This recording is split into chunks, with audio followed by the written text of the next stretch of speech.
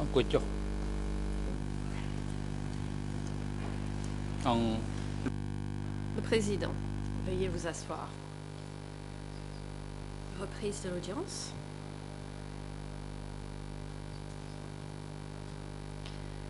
L'accusation, vous pouvez continuer à poser vos questions aux témoins.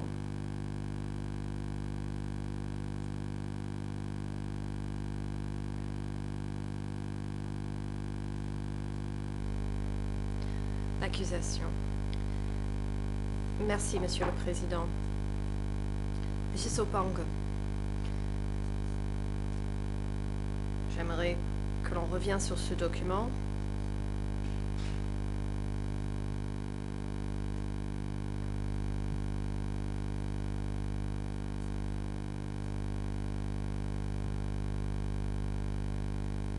Vous nous avez dit tout à l'heure que le télégramme numéro 54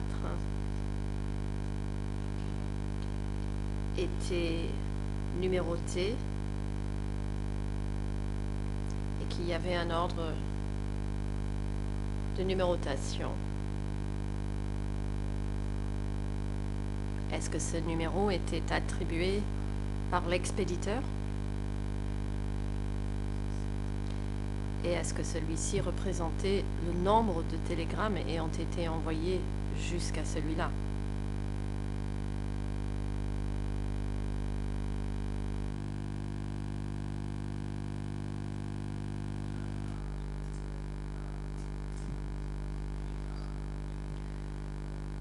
Réponse. Ceci n'est pas un télégramme sortant. C'est un télégramme envoyé depuis le Mandolkiri. L'accusation. Je vous remercie, mais je pense que nous avons quelques difficultés à nous comprendre à travers l'interprétation. Que représente le chiffre 54? Est-ce que cela représente le nombre de télégrammes ayant déjà été envoyés ou s'agit-il d'autre chose?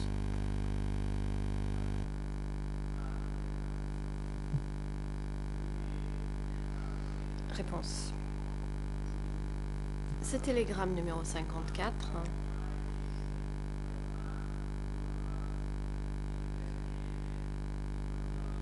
est un télégramme qui a été envoyé et qui a déjà été décrypté.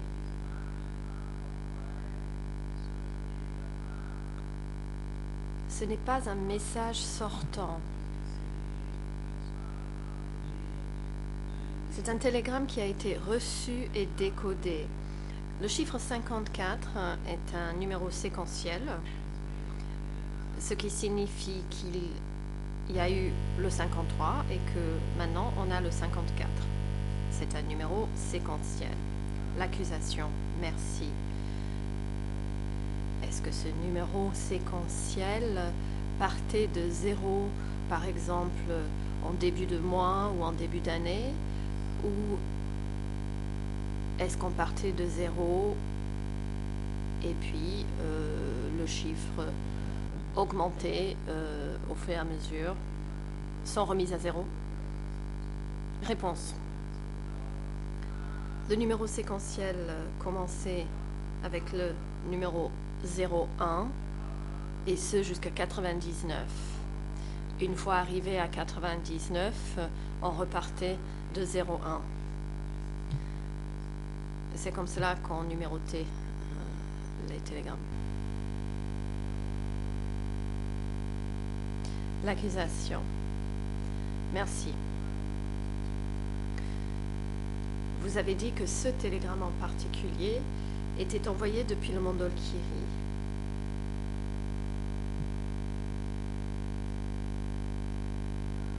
Comment saviez-vous que ce télégramme était envoyé du Mandolkiri?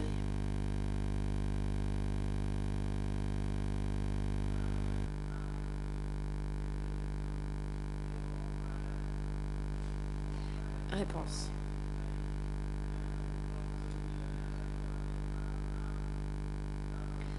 J'avais l'habitude de décoder ce genre de message. Et Le signataire de ce télégramme s'appelle Saroun. C'est comme ça que je le savais. Question. Vous saviez que Saroun occupait des fonctions dans la région du Mandalkiri, c'est ça?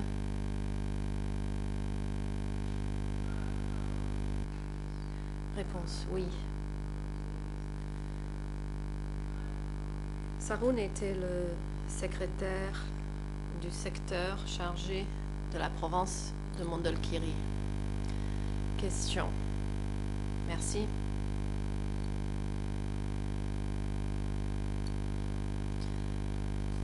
En bas de la page, sous le nom de Saroun, figure une date, le 23 avril 1978.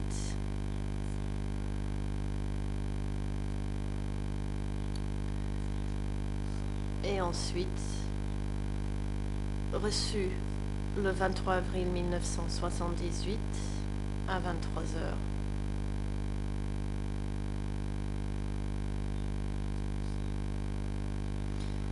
La mention reçue le 23 avril 1978 était-elle apportée à réception? On peut présumer que c'était à K18, mais vous pourriez peut-être nous en dire davantage. Réponse.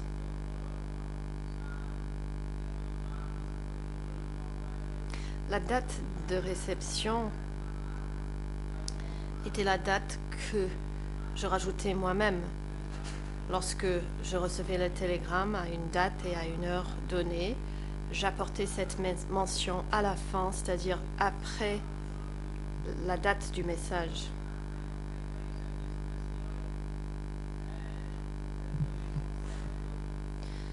Ce message a été envoyé le 23 avril 1978 et son décryptage a été terminé le 23 avril 1978 à 23 heures. Donc ça, c'est une fois le message entièrement décrypté. Question. Sous cette mention figure une autre ligne, copie, 2 points, à l'oncle Non, à l'oncle Van, à l'oncle Vorn, au bureau, aux archives. Qui a apporté ces mentions que je viens de lire sur cette page?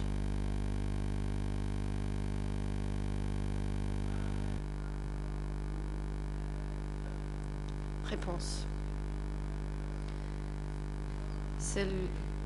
Celui qui avait l'autorité d'apporter ces mentions, c'était mes superviseurs, M. Pond et M. Tay. Moi, je n'étais habilité qu'à apporter la mention de l'heure et de la date du décryptage du message. L'accusation. Je vous remercie.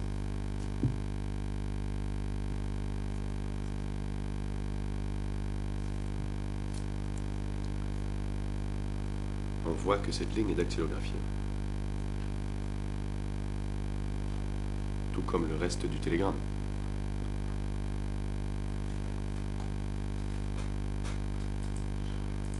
Aviez-vous reçu des instructions de Pon et de T quant à qui recevait des copies et que vous aviez dactylographié ces mots à la fin du message?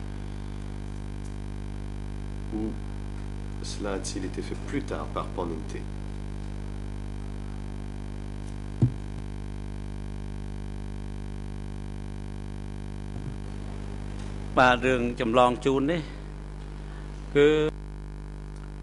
Réponse. La ligne qui commence par copie A.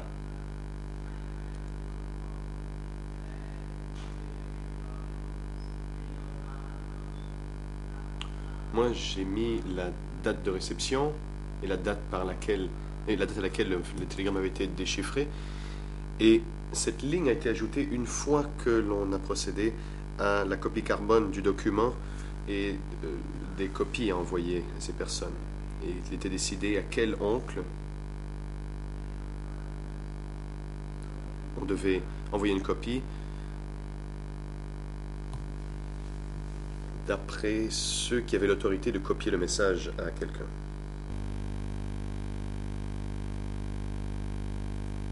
Le procureur.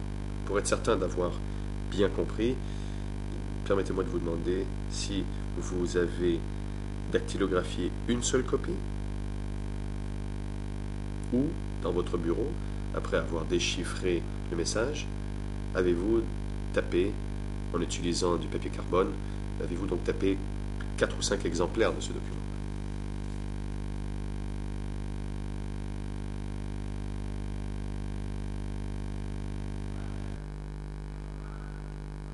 Réponse.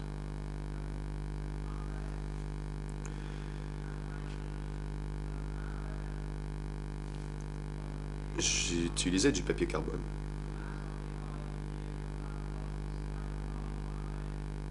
Et c'est Pon ou T qui prenaient des décisions quant à qui recevait copie du télégramme. Et parfois, je pouvais le dactylographier directement car j'en avais déjà reçu les instructions sur qui pouvait recevoir une copie du télégramme. Pour d'autres messages, par contre, quand je ne le savais pas, avant d'ajouter la ligne de la liste de distribution, je demandais à ceux qui avaient le pouvoir de décider qui je devais ajouter à cette liste de distribution.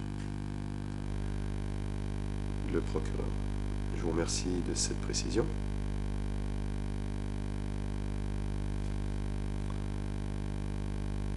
Ces personnes qui figurent sur la liste de distribution, les noms que vous avez rappelés dans votre déclaration E3/64, RN en Khmer 00, 32, 80, 41, en français 00, 41, 17, 09, et en anglais 00, 33, 40, 58.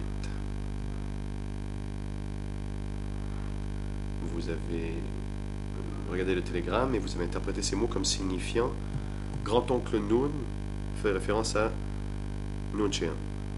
Copié à grand-oncle. Cela faisait référence à Pol Pot. Grand-oncle Noon était Noon-Chea. Grand-oncle Van, c'était Ieng Sary.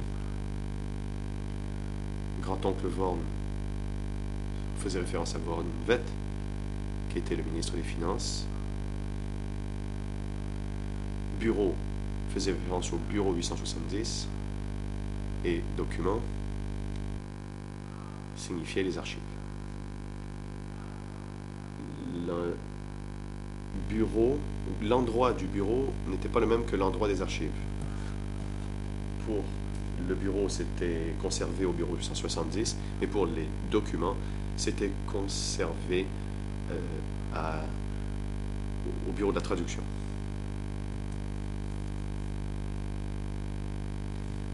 Je voulais m'assurer qu'il s'agissait d'un bon résumé de votre interprétation de ces lignes sur la liste de distribution.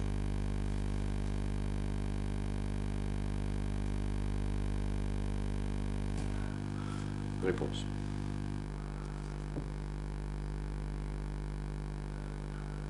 Ce que vous venez de lire est exact. C'est ce que j'ai dit. L'accusation. Merci, monsieur. Quand Pon et T vous donnent des instructions de créer un certain nombre de copies d'un télégramme, que faisiez-vous par la suite?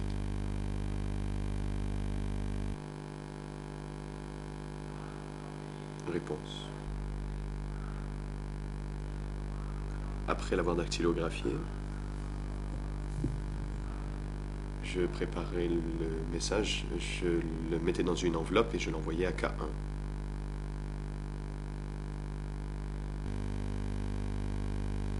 Question.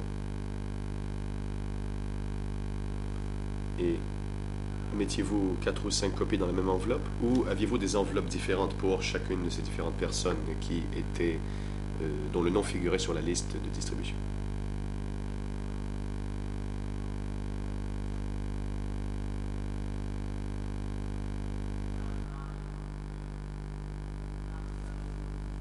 Réponse. Tous les messages étaient mis dans une seule enveloppe. Et à K1, soit PON ou T,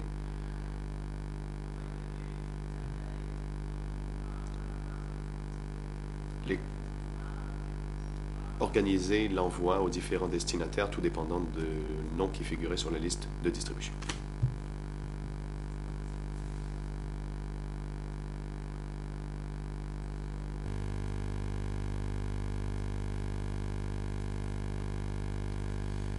Question.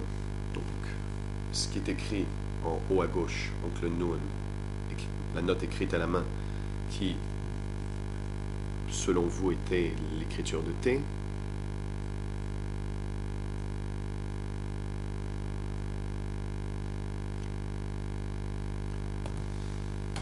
ai-je raison de comprendre, après ce que vous nous avez dit, que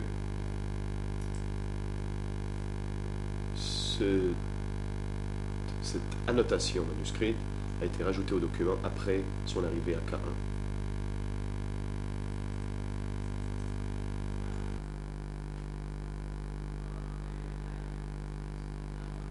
Réponse.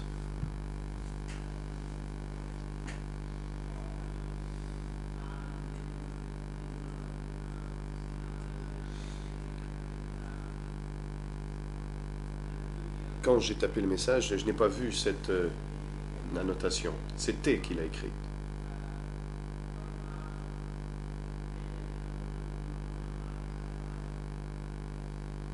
Et qui avait compris que le contenu du message était relié à Noun. C'est pour ça qu'il a écrit oncle Noun sur le message. Question. Et comment avez-vous livré cette enveloppe renfermant 4 ou 5 copies du télégramme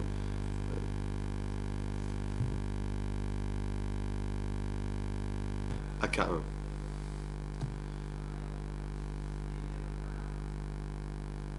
Réponse. Il y avait un messager à mon bureau. Et j'avais recours à ses services pour envoyer les lettres à K1.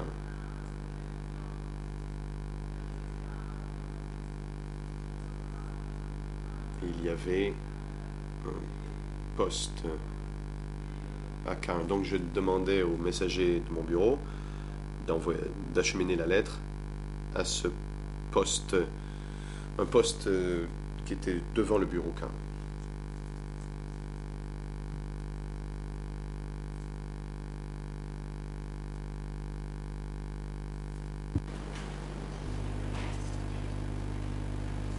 Now,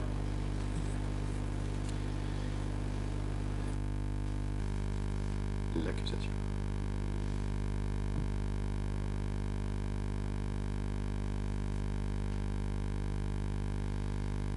Toujours sur le sujet de ces noms, dans votre deuxième audition, que l'on retrouve à la page en Khmer 00, 29, 45, 36, en français 00, 37, 94, 33, et en anglais 00, 48, 39, 64. Il s'agit du document E3/67. Vous avez fait la déclaration suivante. Presque tous les télégrammes avaient copie aux oncles, comme je l'ai vu dans le passé. Mais, tout état de cause, ou plutôt, procureur se reprend, mais s'il n'était pas présent, si un homme en particulier était absent, il n'est pas nécessaire de lui envoyer une copie.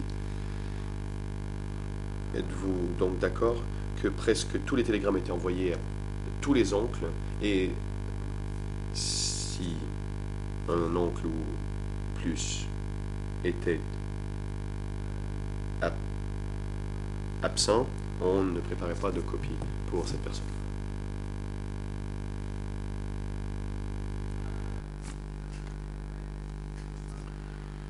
Réponse.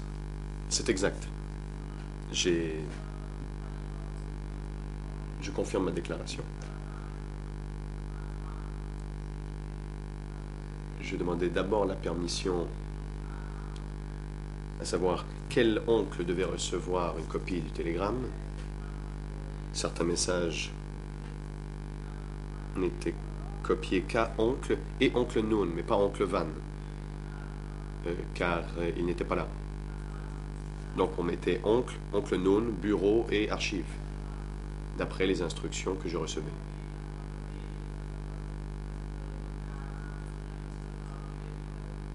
Dans certains cas, certains oncles n'étaient pas là. Donc, par exemple, des fois, M. Yengsari était à l'étranger, car il était ministre des Affaires étrangères.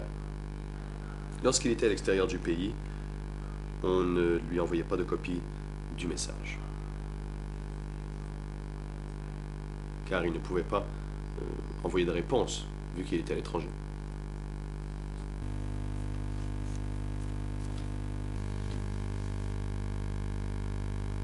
Question.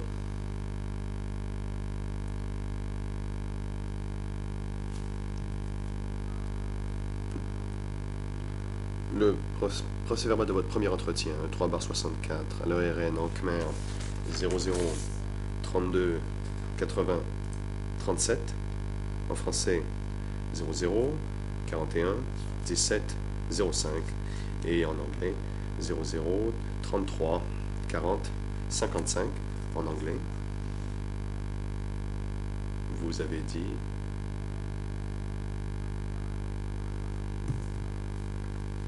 question. Selon vous, est-ce que ces télégrammes étaient reçus par les destinataires? Réponse. Oui, je devais les recevoir car les messagers et les traducteurs avaient été embauchés pour... Ceux qui avaient été recrutés pour travailler là-bas étaient très loyaux. Question. D'après vos souvenirs, y a-t-il jamais eu de télégramme envoyé qui n'est jamais parvenu à son destinataire? Réponse. Je n'ai jamais vu un tel cas. Question. Aurait-il eu un gros problème si cela s'était produit? Réponse. En effet, il y aurait un problème.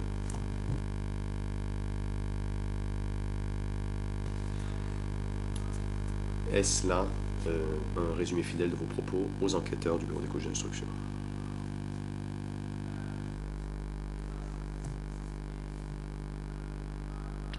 Réponse. Oui, c'est ce que j'ai dit et je maintiens.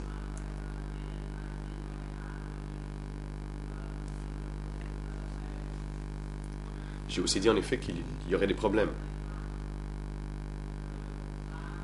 Car dans certains cas, des messages confidentiels, mais qui venaient...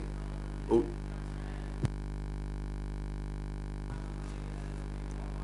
Mais si de l'information filtrée, c'était quelqu'un qui pouvait soit être déloyal ou une personne qui avait travaillé au décodage, à savoir si le message décodé arrivait à son destinataire, si le message disparaissait, il n'était pas livré, si un message disparaissait ou si l'information était si l'information filtrait, c'était aux oncles de décider s'ils avaient s'ils s'étaient bien occupés du document ou s'ils avaient mal gardé le secret et que l'information avait filtré. Donc s'il y avait soit du filtrage d'information ou un message qui disparaissait, cela pouvait se produire à plusieurs étapes.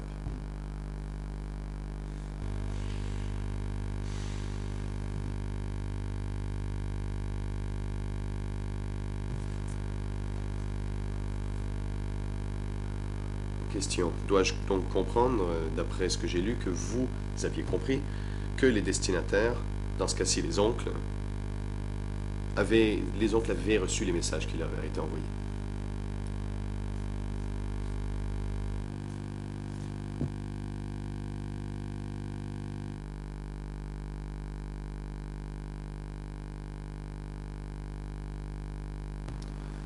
Réponse. C'est en effet la conclusion que je tire. La majorité des messages, selon moi, ont été reçus par les oncles.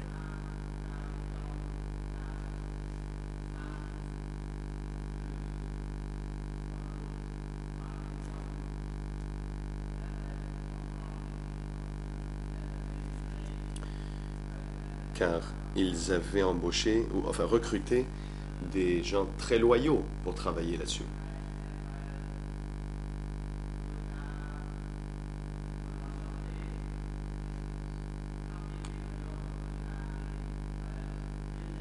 Si ces gens n'étaient pas rigoureux, on ne les aurait pas recrutés pour du travail de nature confidentielle. Question. Et dans le cadre de votre travail, avez-vous eu des réunions avec PON, Tay,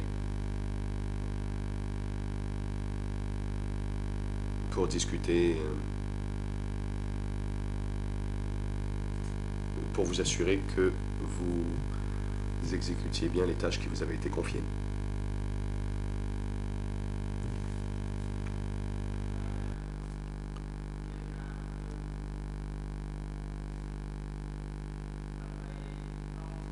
Réponse. Il y avait des réunions pour nous permettre de tirer des leçons de notre travail. Et l'on soulevait les points forts, points faibles de nos rendements individuels avec ces réunions. C'était des réunions mensuelles, parfois c'était aux 2 ou 3 mois avec mes supérieurs.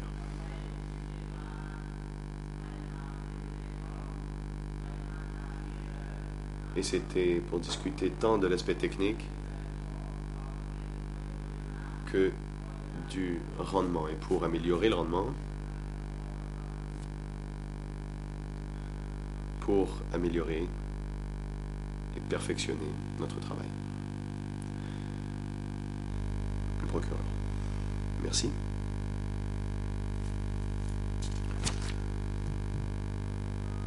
Dans E3/67, qui est le procès verbal de votre deuxième entretien, ERN en Khmer 00, 29, 45, 38, en français 00, 37, 94,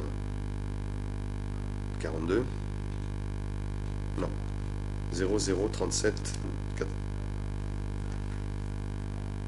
00, 37, 49, 42. Et en anglais 00, 48, 39, 64. Vous dites, j'ai écouté les instructions de PON lors des réunions. Si quelqu'un voulait donner des instructions, il venait nous les donner. Je mettais en œuvre les instructions et c'est pourquoi j'ai survécu à ce jour.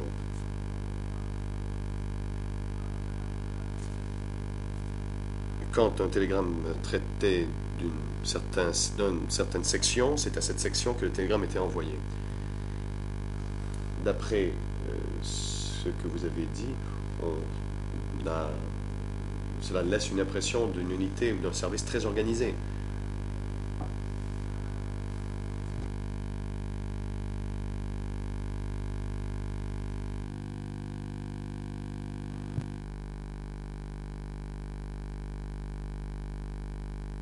Ai-je raison?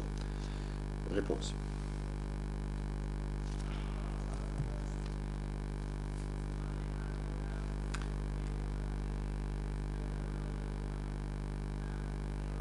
Il y avait dans le message, on parlait de comportement moral et d'une femme violée. Et c'est sans doute pourquoi il était écrit à la main Oncle Noon.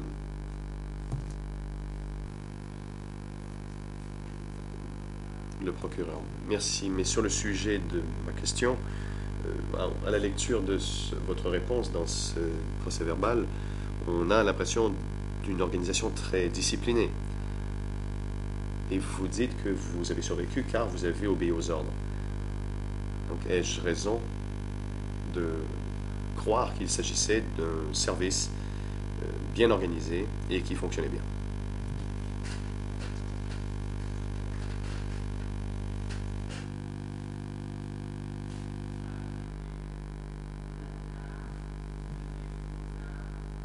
Réponse. C'est vrai. Garder le secret et maintenir les principes et d'avoir un bon rendement de travail dans mon bureau,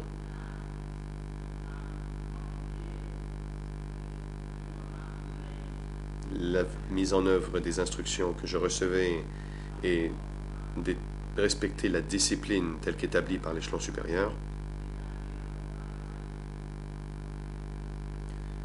notamment dans le fonctionnement de mon bureau. Question.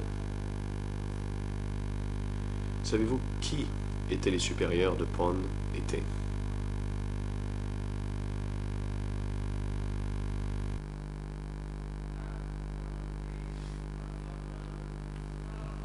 Question. Réponse. Pond était travaillait directement avec Pol Pot.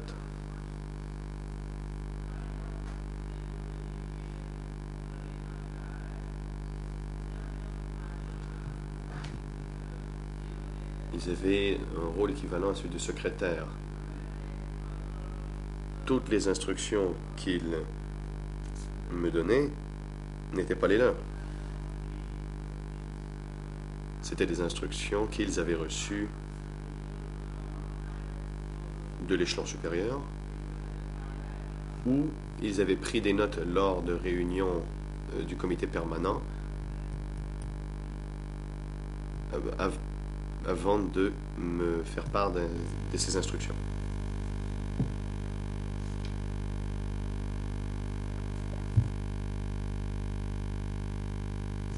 Do I understand correctly that Question.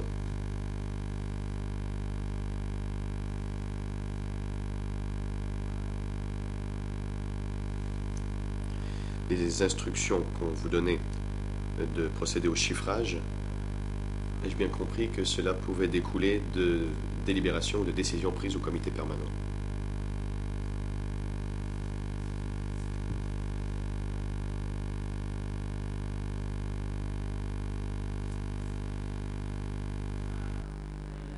Réponse.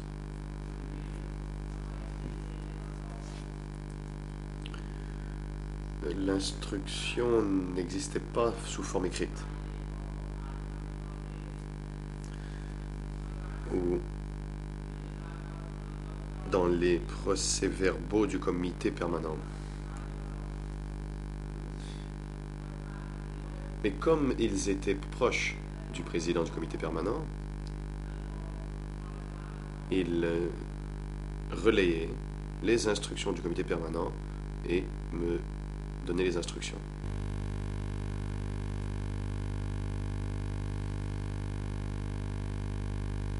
Le procureur.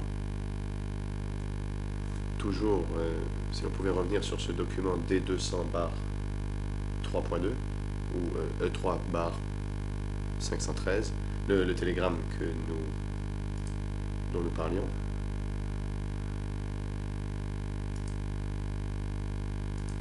Vous avez confirmé plutôt que bureau faisait référence au bureau 870. Et que l'endroit auquel il faisait référence était distinct des archives. Donc, document ou archive, dois-je comprendre que cette copie demeurait au bureau de Pond à K1?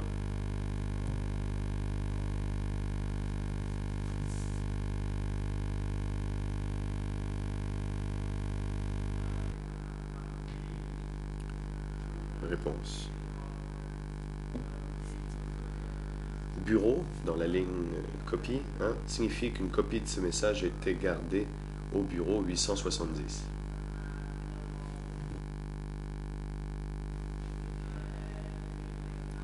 Qui était à l'intérieur de l'enceinte de K1. Pour ce qui est des archives,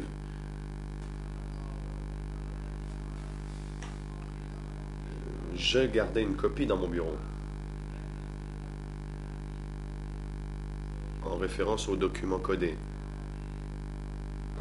Donc, s'il fallait vérifier le document d'origine, il pouvait venir à mon bureau.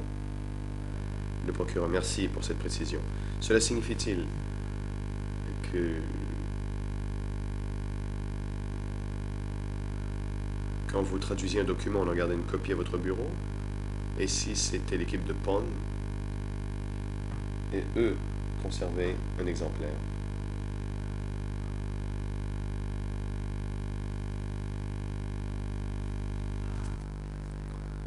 Réponse. Oui, c'est exact.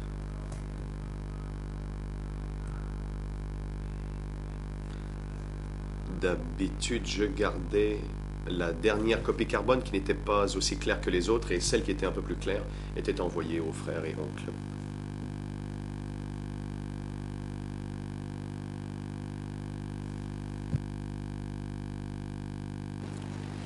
Thank you. Le procureur. Merci. Savez-vous ce que les mots Bureau 870 représentent?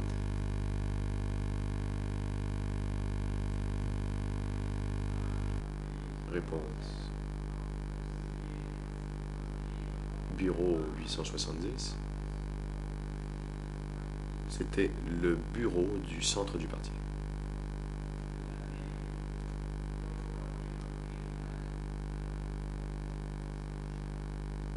Et Pol Pot était le président de ce bureau.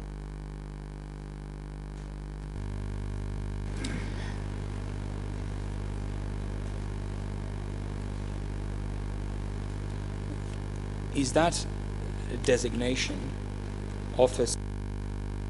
L'accusation, merci. Ce titre, Bureau 870,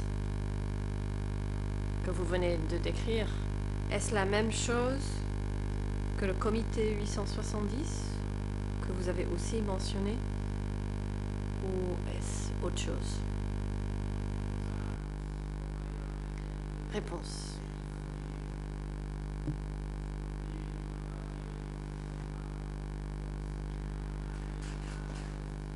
« 870, c'était le centre du parti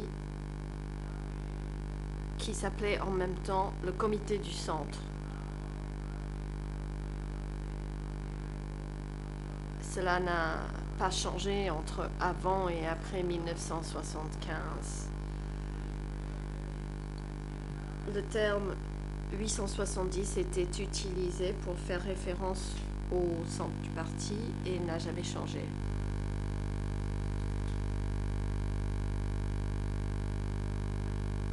Question, merci. Dans votre première audition, le document E3/64, à la page en Khmer 0032 8036, en français 0041 1704 et en anglais 0033 40 53.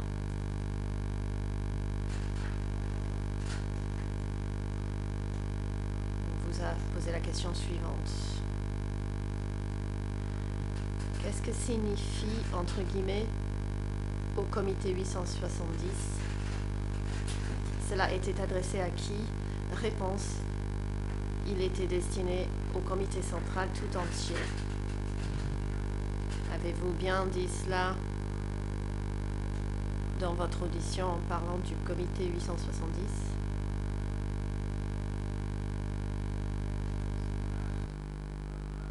Réponse. Oui, en effet. parce que 870 ne faisait pas uniquement référence à une personne ou à des frères. Par exemple, s'il était écrit 870, cela faisait référence au comité central et non pas à un individu.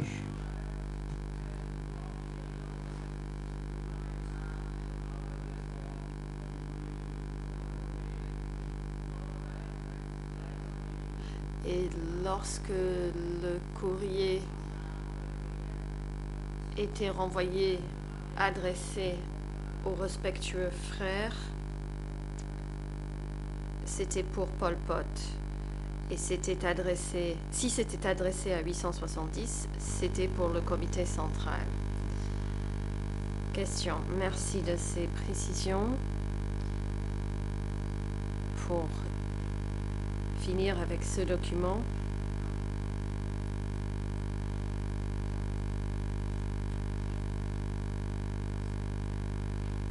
dans la liste de distribution en copie, il est écrit oncle. Vous avez dit que c'était Pol Pot et bureau.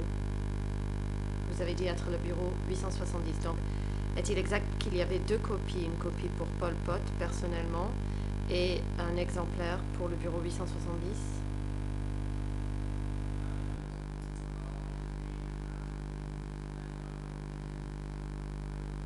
Réponse. Non.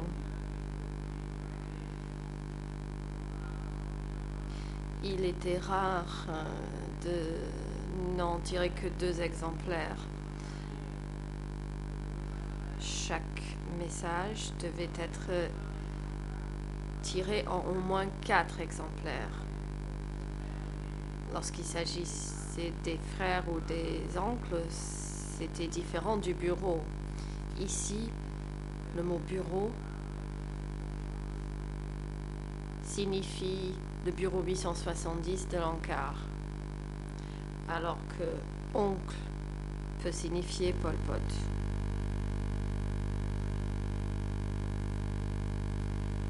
Question. Merci. Nous avons passé en revue le format et le contenu de ce télégramme. Maintenant, je voudrais regarder plusieurs autres télégrammes en y passant moins de temps.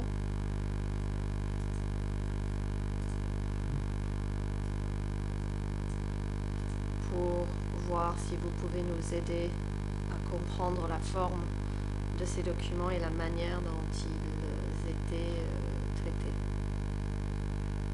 Monsieur le Président,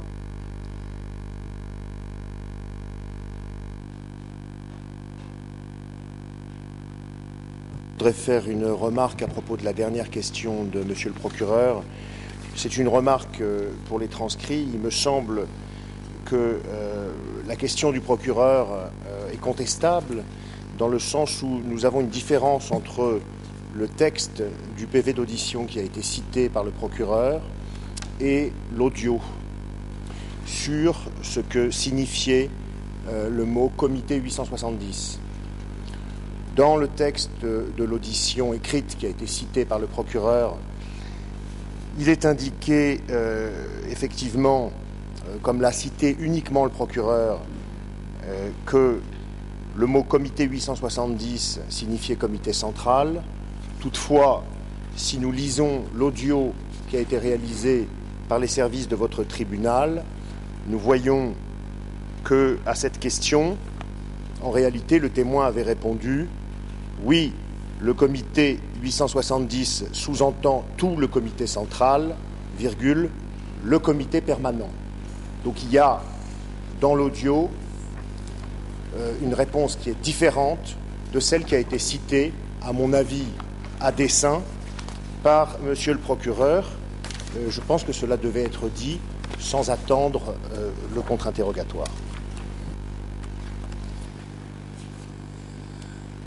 Mr. President, I would object to this. Le coprocureur, Monsieur le Président, je m'oppose à cette intervention qui est tout à fait inappropriée. J'ai passé en revue avec le témoin sa propre audition. Le témoin a décrit lui-même les différents bureaux. Ici, nous avons, mesdames et messieurs les juges, une tentative de dire au témoin ce qu'il devrait dire. Et nous demandons au juge d'intervenir et d'empêcher ce genre d'intervention qui est en fait un commentaire et non pas une objection à soulever lorsque mon cher confrère prendra la parole. Le président.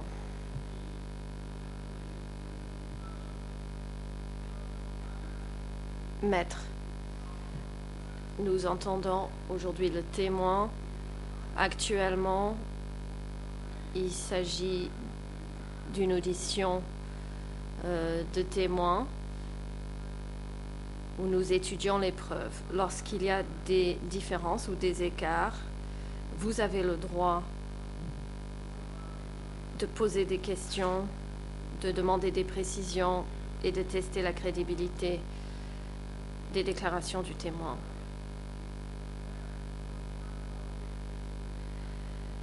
Vous avez un temps qui vous est imparti pour ce faire et vous pourrez le faire à ce moment-là.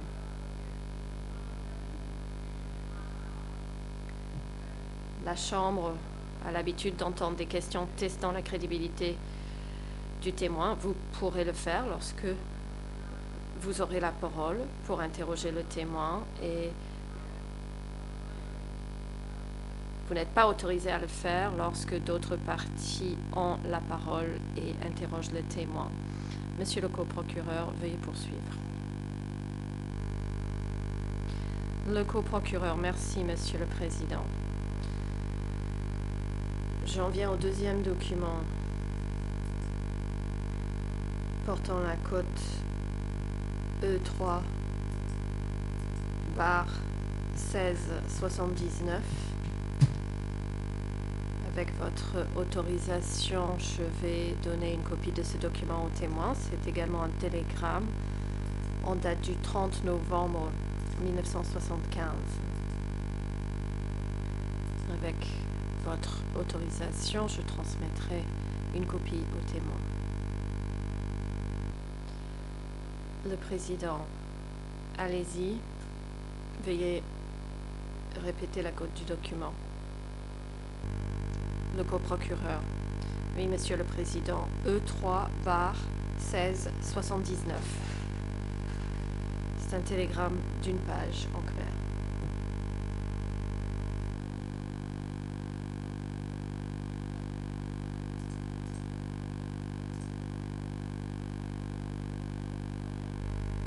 Merci, Monsieur le Président. Monsieur Sopang. Ce document date de 1975. Donc, bien plus tôt que le dernier document que nous avons étudié.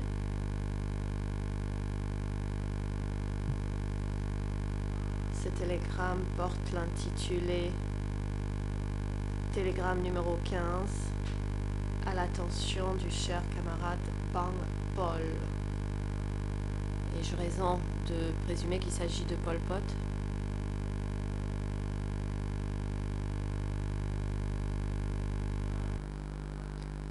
Réponse, oui, c'est exact.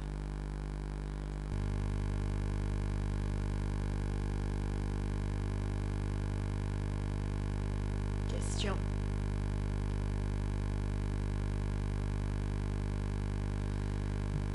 En bas de la page, en khmer, et je souhaiterais que ce soit affiché à l'écran, sous la date du 30 novembre 1975,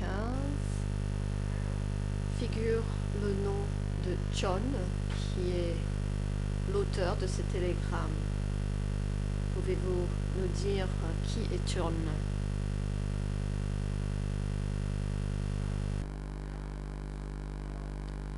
Réponse. Je ne me souviens pas de cette personne. Ce n'est pas moi qui ai décodé ce télégramme.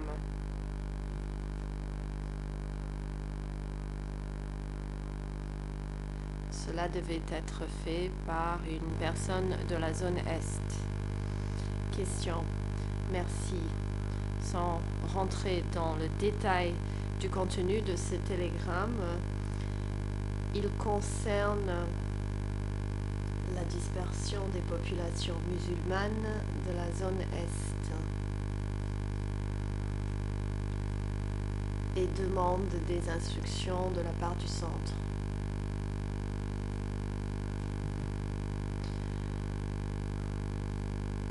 Est-il exact de dire, et dites-le si vous ne le savez pas, est-il exact de dire que ce document provient de la zone Est?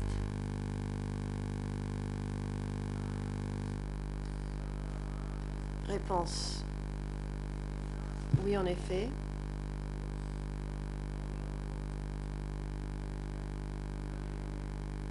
Ce document a bien été envoyé au frère Paul par la zone Est. Mais ce message ne concerne pas les musulmans, mais concerne l'islam. Question. Merci. Est-ce qu'un message de ce type était généralement envoyé par le secrétaire de la zone ou par une autre personne?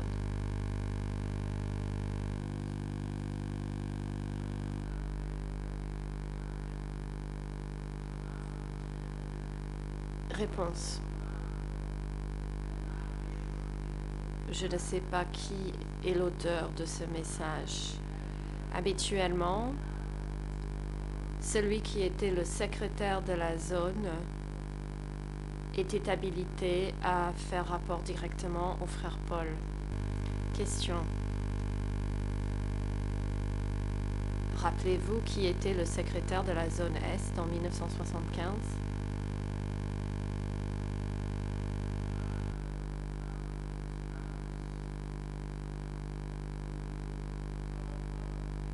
Réponse. C'était Sao Pim. Il était le secrétaire de la zone Est à cette époque. Question. Merci.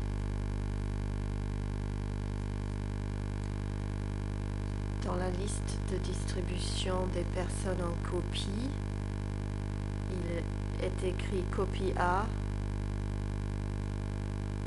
frère Noun, frère Doun, frère Yem et archives.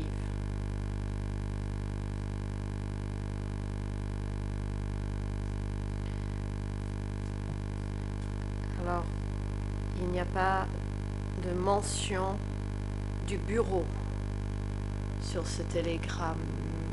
D'après vous, est-ce que ceci est inhabituel?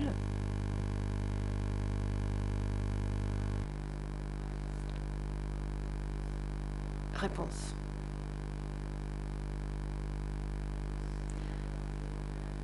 C'est étrange.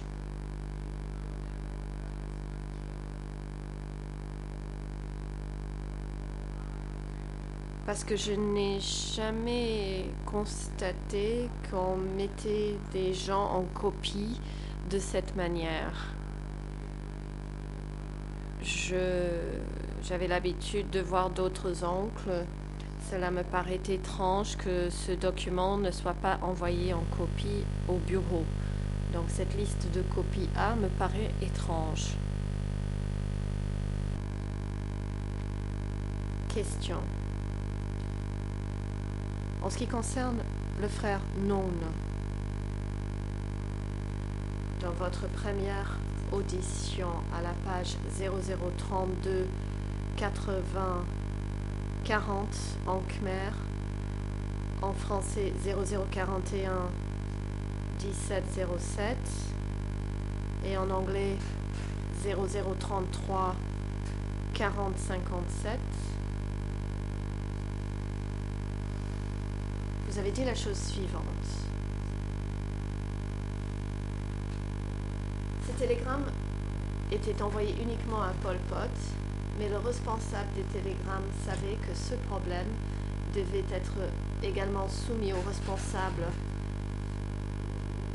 du secteur relatif au peuple, qui était chargé de trouver la solution, comme Nunchia, par exemple. Est-ce bien ainsi que vous avez résumé cette mention figurant sur le télégramme? Réponse. Oui. C'est exact et c'est bien ce que j'ai déjà dit. Question. Merci. Ensuite, pour le frère Dawn, dans ce même extrait de votre première audition, on vous a demandé qui étaient frère Dawn et frère Yem. Vous avez dit: je ne savais pas très clairement qui étaient ces deux personnes. Yem pouvait être membre de l'Assemblée et Dawn pouvait être le chef d'un bureau qui travaillait avec Nunchia ou Khieu Samphan, ou un membre de l'Assemblée chargé de la zone nord.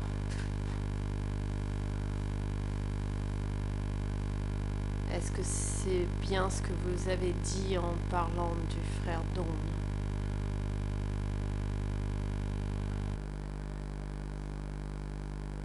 Réponse. Oui, en effet.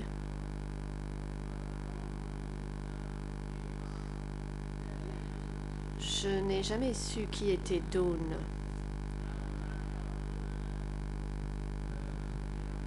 Pour ce qui est du frère Nun, je savais que c'était Nunchia, mais je n'ai jamais su avec certitude qui étaient Dawn et Yem. Question.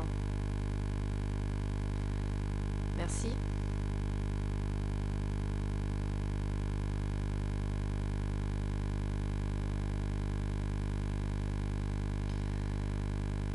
Puisque nous parlons de Dawn, j'aimerais parler d'un autre document, un document un peu plus tardif, pour voir si cela peut nous aider à comprendre quel était son rôle. Monsieur le Président, il s'agit du document E3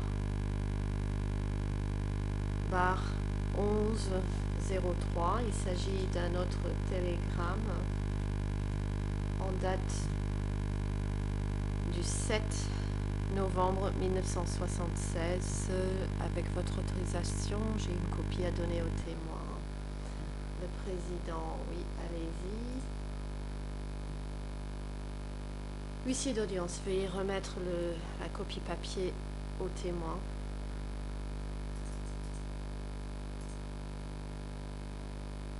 Ce document peut également être affiché à l'écran. Le coprocureur, merci, Monsieur le Président. Il est en effet prêt à être projeté à l'écran.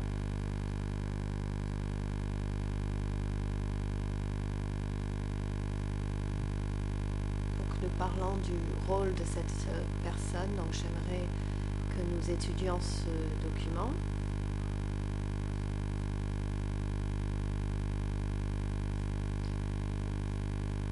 Il est écrit télégramme numéro 2. Cher respecté camarade Dawn. Dans le premier paragraphe, il est écrit: nous accusons réception de votre télégramme concernant les divers matériaux. Paragraphe 2.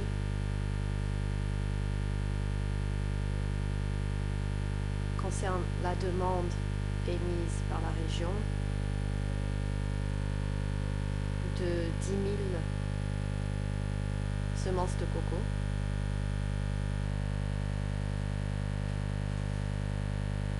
Ensuite, au paragraphe 3, il est précisé: nous tenons également à vous informer que le secteur souhaite envoyer un camarade du service de radio pour suivre une formation sur l'encodage des radiocommunications. Nous aimerions envoyer un autre camarade à la prochaine formation à l'école du parti. Nous aimerions que l'encart des livres le laissait passer. Oh, l'interprète se reprend. Tout d'abord, est-ce qu'on doit avoir la plaque pour la voiture? Nous aimerions que l'encart des livres le laissait passer afin que nous puissions voyager de 105 à Phnom Penh. Serait-il possible? Alors, la signature porte le nom de Chan. Il semblerait donc que ce télégramme provient du secteur 105. Pouvez-vous identifier l'auteur de ce document?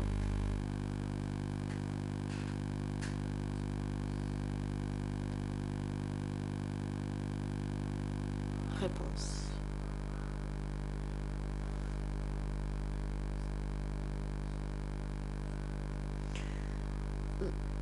Le secteur 105 était un secteur autonome dans la zone nord-est.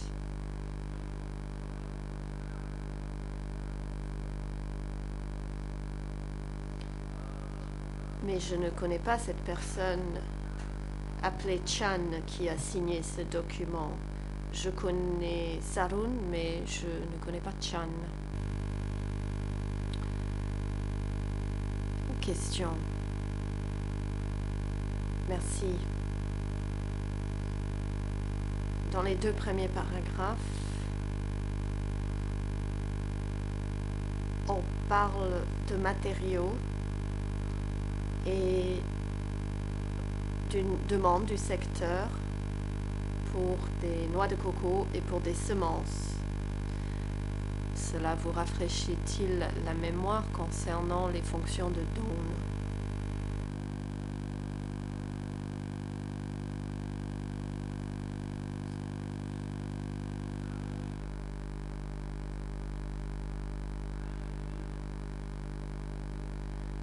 Réponse. Il se peut que Dawn était la personne responsable de matériaux, d'après ce que l'on lit ici. Quant à savoir si Dawn avait des responsabilités qui lui étaient confiées par le comité permanent, ça je n'en sais rien. Question. Et au troisième paragraphe,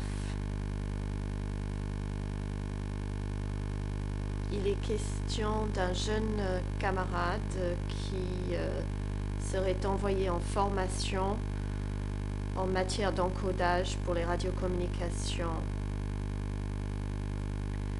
S'agit-il d'une formation qui serait dispensée à votre école?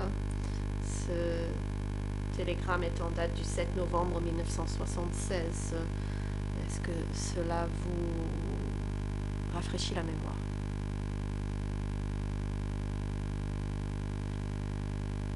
Réponse.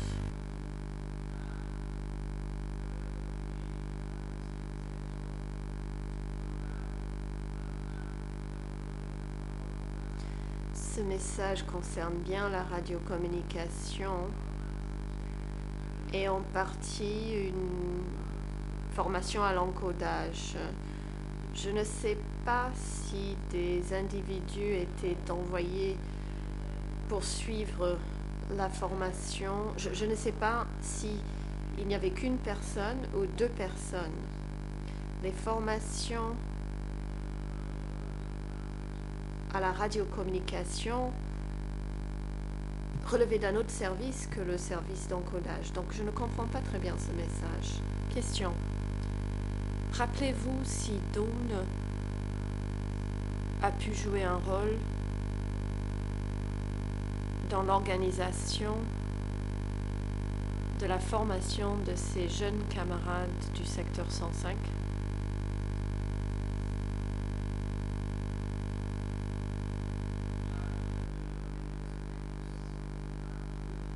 Réponse. Dawn n'était pas responsable de former des gens à la radiocommunication ou à l'encodage. Si il fallait former des gens en ces matières-là, ils devaient contacter K18, qui était responsable de cela. Si ils avaient besoin d'être formés à l'encodage, c'est à moi qu'on me le demandait. Question. Merci. Ce document était envoyé en copie à Frère Nonne, au bureau et aux archives.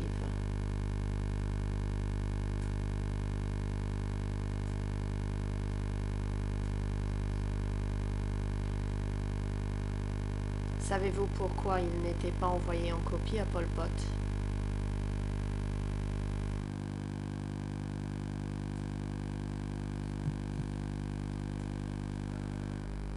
Réponse. Non, je ne sais pas.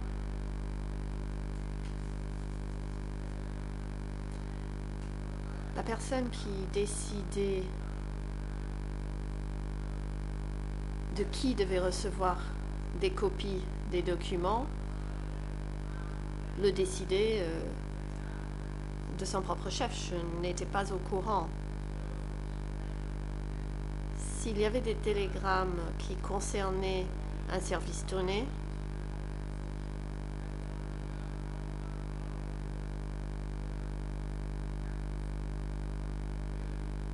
alors c'était à chaque service concerné de résoudre les problèmes.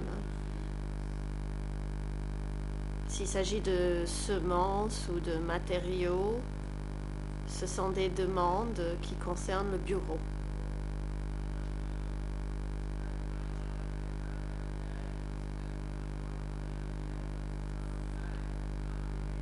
Le comité permanent avait déjà nommé Dunn comme étant le responsable, et c'est pour cela que Dunn en a reçu une copie. Et lorsque le bureau est mis en copie, on peut penser que Dunn recevait également ce message qui était adressé au bureau. Le président, merci. Monsieur le coprocureur, merci, monsieur le témoin. Nous allons suspendre l'audience pour le déjeuner, et ce jusqu'à 13h30.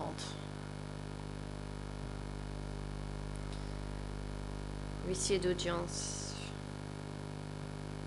veuillez apporter votre aide aux témoins pendant la suspension de l'audience et le ramener ici à 13h30. La défense de Nunchia, vous avez la parole. Merci, Monsieur le Président.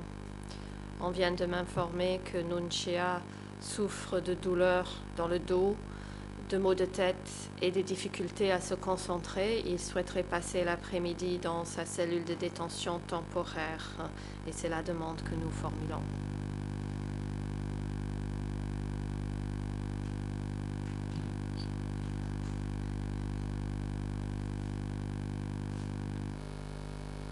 Le Président. La Chambre prend acte de la demande de Nunchia exprimée par l'intermédiaire de son avocat, demandant à suivre la procédure depuis sa cellule de détention temporaire en raison de ses soucis de santé.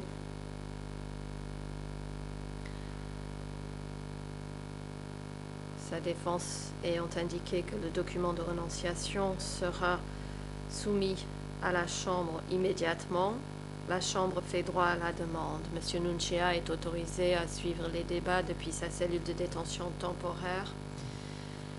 Il a donc renoncé expressément à son droit à être présent au prétoire.